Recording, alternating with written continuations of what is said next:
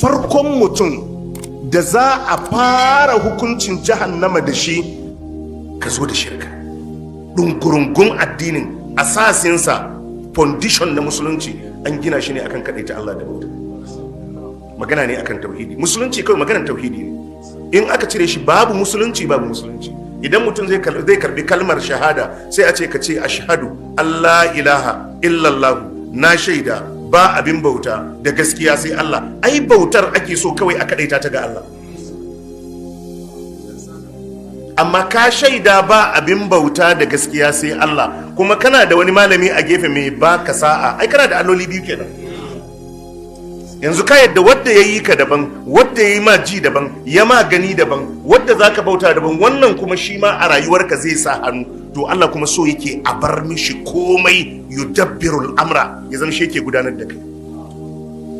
Duk wadda zai shigo ya zama sababi ne amma bayi da tasiri a rayuwarka. Wannan yasa aka hana guru, aka hana laya, saboda karka dauka akwai wani abu da zaka jingina da shi. Shi Allah so yake ya ga shi kadai ne abin dogaranka. Wa tawakkal alal hayyil ladhi la yamut.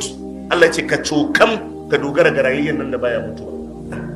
To daga ran da ka sake Allah, wallahi ka rike wahala. Wallahi ka ga rayuwarka, wallahi duk duniya ba wanda ya isa hannu a rayuwarka in ba Allah.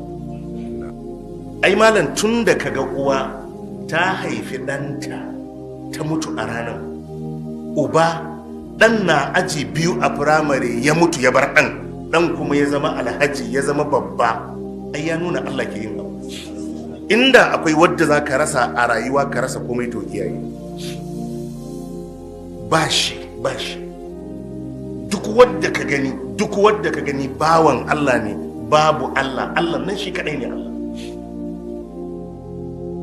Allah nan shi kadai ne Allah, kuma shi ne mamallakin komai, shi ne mamallakin kowa. Ka sake zuciyarka. Allah ce kar ku riki wani koma bayana. Malam, kun fa ana maganar musulunci, wannan shi ne. Ina rantsi maka da Allah, duk abin da ka tara a musulunci in baka da tauhidi ka bata lokacin ka.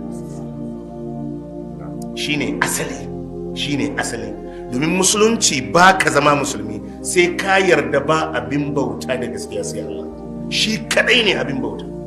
Ita kuma bauta, sabanin yadda mutanen mu da yawa suke fahimta, in an yi sallah an yi azumi, a'a, yadda gaɓoɓi suke bauta irin na sallah, ai da gangan jiki har aikin haji da umra ake yi. To haka harshe shi ma yana ibada, tasbihi da halili, karatun alkur'ani. To haka zuciya ita ma da bautanta. Shine imani, tawakkali, fata, tsammani, duk ba a zuciya suke ba. To in na gaba ya samu, na harshe ya samu, na zuciya ya ɓaci, duka sun ɓaci. Saboda ka sani tawakkalinka ibada ne. In ka juyar da shi ga wani Allah, ka juyar da bauta ma wani Allah. Duk da ka gan mu nan muke rayuwa, masu ka'idar kenan. Allah ya haɗa alaƙa na ‘yan uwantaka na musulunci, zumunci, dangantaka, mu kyautata ma juna, mu yi alaƙa mai kyau, mu faranta ma juna, mu kame daga cutar da juna da sauransu. Iyakan shi kenan man sigir. Amma ba wani wadda wai don ya ƙika wai za ka yi baya, wallahi ba shi.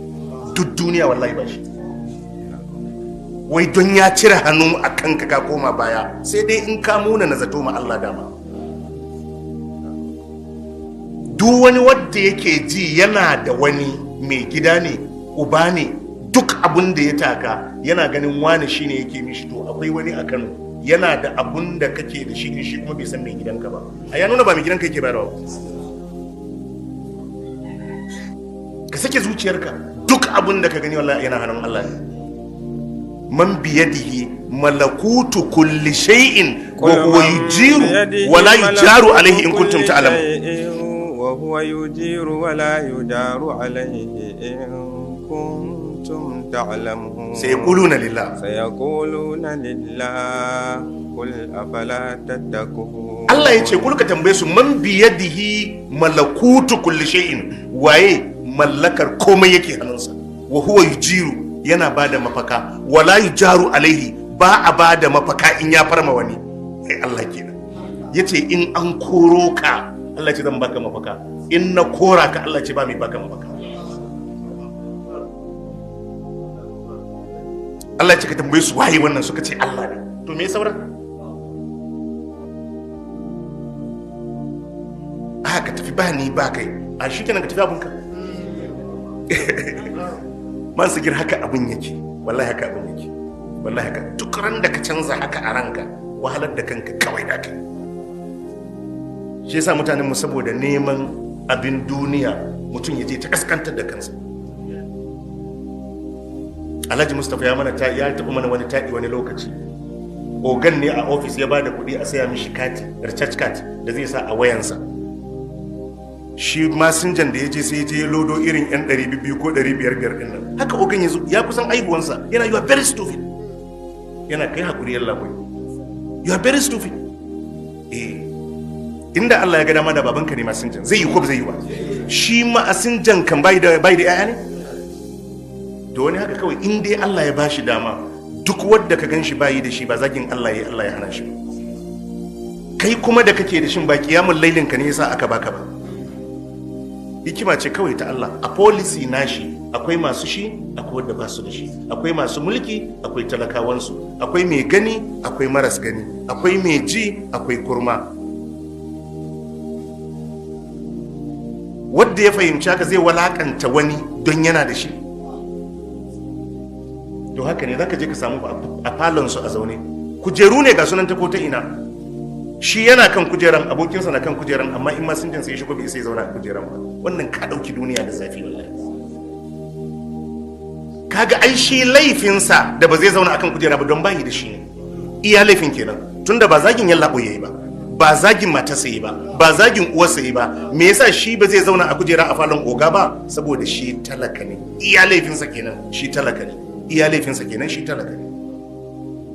Wanda ya ji magana ta sannan ya isar da maganar ga wanda bai ji ba, Allah ka inganta rayuwarsa, in ji manzon Allah. Addu'a ce annabi. Hadisin na Jubair bin Mut'im